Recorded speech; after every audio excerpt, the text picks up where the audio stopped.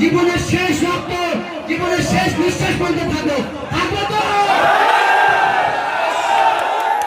29 April আসছে দিন, 29 April আসছে দিন, 29 এপ্রিল আসছে দিন, নতুন তৃণমূলকে বুঝিয়ে দিন।